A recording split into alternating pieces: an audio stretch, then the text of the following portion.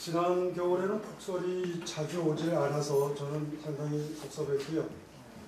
자고 일어나서 마당에 나가면은 제가 눈이 무릎을 훌쩍 올라와야 겨울 닫고 좋았는데 작년에는 그런 게 좀 없었고요. 그리고 제가 한 10여 년 잠깐 비슷한 데 다니다가 한 몇 달 전에 졸업을 했어요. 그래서 미시령을 한 8년간 왕복을 아침 저녁 돌아다니죠. 오래 내렸는데 거기 아주 풍광이 좋아서 늘 그런 생각을 했죠. 이렇게 좋은 데를 아침 저녁 다니는 사람도 있을까? 그래서 또 그것도 마치고 거기서 그 미시령을 넘나들었던 세월에 생각했던 것도 이번 시즌에 같이 정리를 하고 또 백수가 되어서 주방을 점령해서 소요하는 시인으로 살아가고 속초는 지금 뭐 봄이 바다 색깔로 또 오거든요. 좀 연해지면 그게 봄인데 서울 오니까 저는 내복을 입고 왔는데요. 오늘 버스 속에서 더워서 혼났습니다.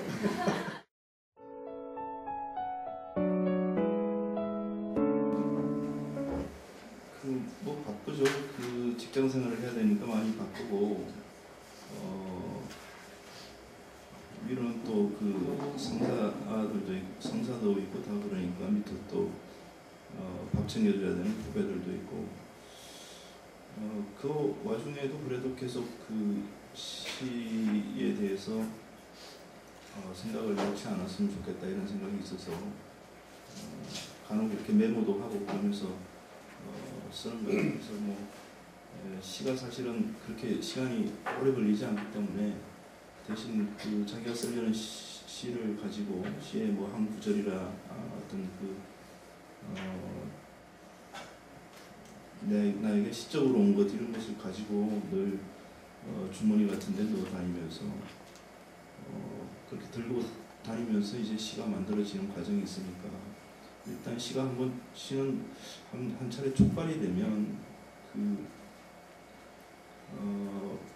그것이 어려운 것이지 들고 다니면서 시를 만드는 것은 그렇게 어렵지 않다 이런 생각이 드네요. 그래서 우리가 시심이라는 것을 잃지 않으면 시가 촉발되는 순간들을 기다리고 계속 그 바깥에서 온 것들이 나로부터 나를 데우려면서 만들어내는 소리라든지 이런 것들을 세상이 나에게 와서 부딪히고 내는 소리라든지 이런 것들을 듣고자 한다면 그렇게 그 어려운 일은 아닌 것 같아요.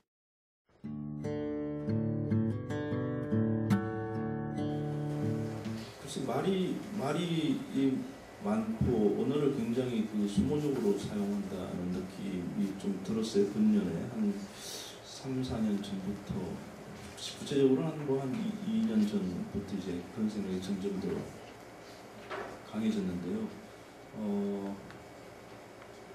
결국 그 시는 말의 수를 줄이면서 말을 잃는 분들한테 많은 말들을 할 수 있다라는 생각이 들었어요. 그래서 다 말에 졌을 때 시는 오히려 할 말을 못하게 되는 경우도 있다. 많이 제시를 읽는 분들이 읽으시는 분 스스로 짐작도 하고 언어와 언어 사이에 이 징검돌처럼 놓여있는 이 언어들 사이를 건너뛰거나 이렇게 하시면서 이 시행이 전개될 때 생각이 어떻게 옮아가는지 이런 것을 한번 좀 따라 읽어줬으면 좋겠다 이런 생각이 있었고 그래서 너무 화려하게 은의 옷을 입히지 말고 이런 그 작시법은 이상무 선생님이 일찍부터 자랑하시던 건데 일상어 같은 것을 쓰면서 그렇지만 굉장히 절제되어 있고 어깨에 힘을 쭉 뺀 언어들이지만 막상 한 편의 시 안에 들어갔을 때는 굉장히 어떤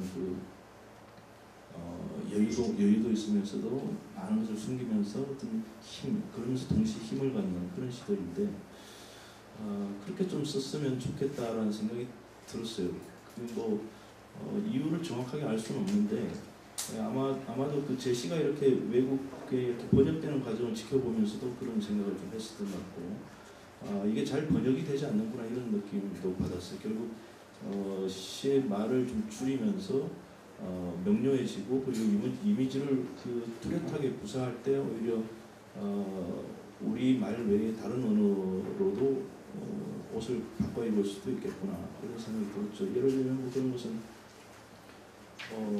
일찍이 뭐 중국의 한시라든지 일본의 하이쿠라든지 이런 것들이 유럽이라든지 뭐 이런 그 시인들로부터 많은 관심을 받았던 사례들도 많았었고, 그래서 그런 느낌을 순간적으로 이렇게 좀 하게 된 것 같아요. 번역된 과정이라든지 아니면 서양 시인들, 뭐 예이츠라든지 엘리엇이라든지 이런 시인들이 왜 이 한시라든지 하이쿠라든지 뭐 인도라든지 이런 것에 동양 문화권에 대해서 관심을 가졌겠는가, 이런 것을 저 혼자 이제 궁리를 하면서 말수가 점점 더 줄어든 것 같아요.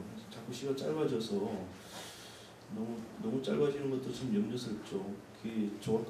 한 조각가가 사람의 형상을 빚기 위해서 계속 나무를 깎다 보니까 성냥개비만한 형상만 남았다, 성냥개비만한 크기로밖에 남지 않았다는 얘기가 있는데, 이러다가 어느가 휘발하는 거 아닌가 이런 걱정도 사실은 좀 가지게 되는 때인 것 같습니다.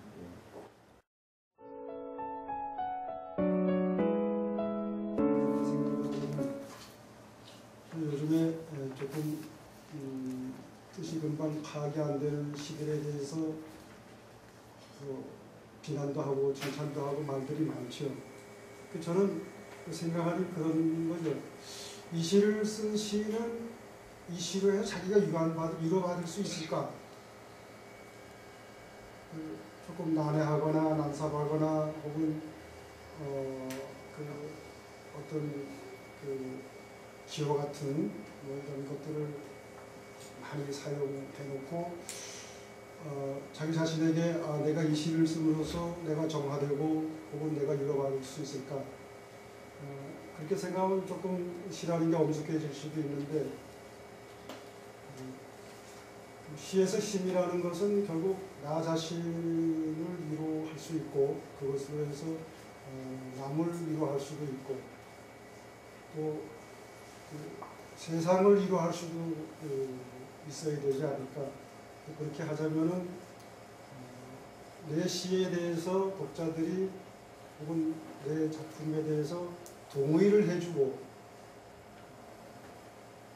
내가 쓴 슬픔, 내가 쓴 분노에 대해서 같이 느껴줄 때 그게 문학 작품이 지닌 힘이 아니겠는가 그런 생각.